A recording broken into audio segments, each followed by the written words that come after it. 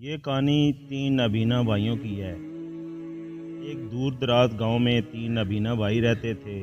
ان کے نام تھے اکرم، بشیر اور جمیل۔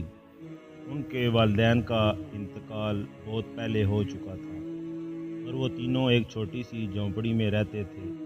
اگرچہ وہ نابینا تھے لیکن ان میں ہمت اور عزم کی کمی نہ تھی۔ وہ ایک دوسرے کا بہت خیال رکھتے تھے اور ہر مشکل کا سامنا مل کر کرتے تھے۔ ایک دن گاؤں کے بزرگ نے انہیں بلایا اور کہا، بیٹو، تم تینوں کو اپنی زندگی میں کچھ کرنا چاہیے۔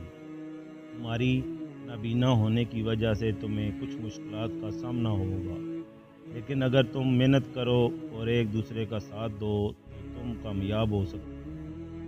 تینوں بھائی نے بزرگوں کی اس بات کو غور سے سنا اور فیصلہ کیا کہ وہ اپنی زندگی کو بہتر بنائیں گے۔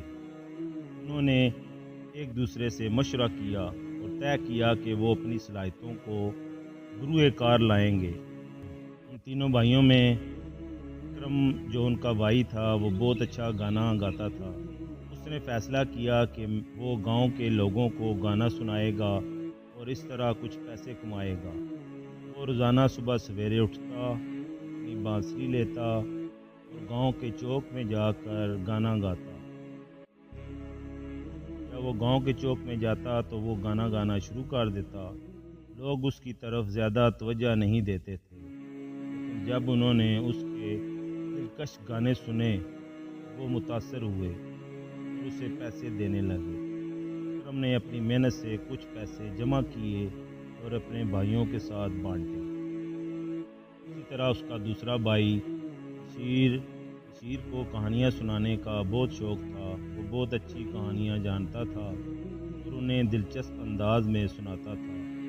اس نے فیصلہ کیا کہ وہ گاؤں کے بچوں کو کہانیاں سنائے گا۔ وہ ہر شام گاؤں کے درخت کے نیچے بیٹھتا اور بچوں کو کہانیاں سناتا۔ بچوں کو اس کی کہانیاں بہت پسند آئیں اور وہ اپنے والدین کو لے کر آتے۔ بشیر کی کہانیاں اتنی مشہور ہو گئیں، گاؤں کے بزرگ بھی اس کی کہانیاں سننے کے لیے اس کے پاس جمع ہو جاتے۔ گاؤں کے لوگوں نے اس کی کہانیاں سن کر اسے انعام دیتے اور بشیر نے بھی اپنے بھائیوں کے ساتھ مل کر پیسے کمائے۔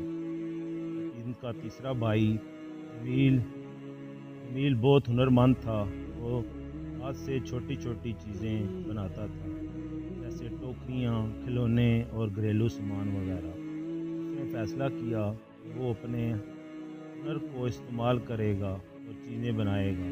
وہ روزانہ لکڑی اور بانس اکٹھا کرتا اور ان سے خوبصورت چیزیں بناتا اور وہ انہیں بازار میں بیچتا۔ لوگ اس کے بنائے ہوئے سامان کو بہت پسند کرتے تھے اور جمیل کی چیزیں بہت ہی فروخت ہوتی جاتی۔ کچھ دنوں بعد وہ بہت سے پیسے اکٹھے کرنے میں کامیاب ہو گیا۔ وہ کھلونے بیچتا رہتا اور پیسے اکٹھے ہوتے رہتے۔ اس نے بھی اپنے بھائیوں کے ساتھ مل کر بہت سے پیسے اکٹھے کر لیے۔ ایک دن اکرم بیمار ہو گیا اور اسے گانا گانے میں دشواری ہونے لگی۔ بشیر اور جمیل نے اس کی دیکھ بھال کی اور اسے آرام کرنے کو کہا۔ جب بشیر کی آواز بیٹھ گئی، اکرم اور جمیل نے اس کی جگہ کہانیاں سنائیں۔ جب جمیل کے ہاتھ میں چوٹ لگ گئی، اکرم اور بشیر نے اس کی مدد کی اور اس کے کام میں ہاتھ بٹایا۔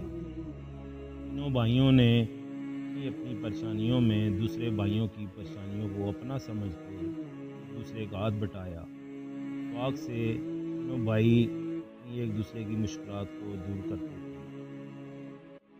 تینوں بھائیوں کی محنت رنگ لائی، وہ اپنی زندگی کو بہتر بنانے میں کامیاب ہو گئے۔ دن بدن ان کے وارے نیارے ہوتے گئے۔ انہوں نے نہ صرف اپنے لیے روزی کمائی بلکہ گاؤں کے لوگوں کو بھی خوشیاں بانٹی۔ ان کی کہانی پورے گاؤں میں مشہور ہو گئی تھی۔ لوگ ان کی ہمت اور محنت کی تعریف کرنے لگے۔ ایک دن گاؤں کے بزرگ نے انہیں دوبارہ بلایا اور کہا، بیٹو، تم نے ثابت کر دیا کہ اگر انسان میں ہمت اور عزم ہو تو وہ کسی بھی مشکل کو عبور کر سکتا ہے، کسی بھی مشکل کا وہ سامنا کر سکتا ہے۔ تینوں نے ایک دوسرے کا ساتھ دیا اور اپنی صلاحیتوں کو بروئے کار لایا۔ یہی تمہاری کامیابی کا راز ہے۔ تینوں بھائیوں نے بزرگ کا شکریہ ادا کیا، وعدہ کیا وہ ہمیشہ ایک دوسرے کا ساتھ دیں گے اور محنت کرتے رہیں گے۔ یہ کہانی ہمیں سبق سکھاتی ہے کہ ہمت، محنت اور باہمی تعاون سے ہم کسی بھی مشکل کو عبور کر سکتے ہیں۔ ہمیں اپنی صلاحیتوں پر بھروسہ کرنا چاہیے اور کبھی ہمت نہیں ہارنی چاہیے۔ میں امید کرتا ہوں کہ آپ کو میری یہ کہانی تین نابینا بھائیوں کی پسند آئی ہوگی۔ میرے چینل کو سبسکرائب بھی کریں، شیئر بھی کریں اور لائک بھی کریں۔ انشاءاللہ پھر ملتے ہیں اگلی کہانی پر۔ السلام علیکم ورحمۃ اللہ وبرکاتہ۔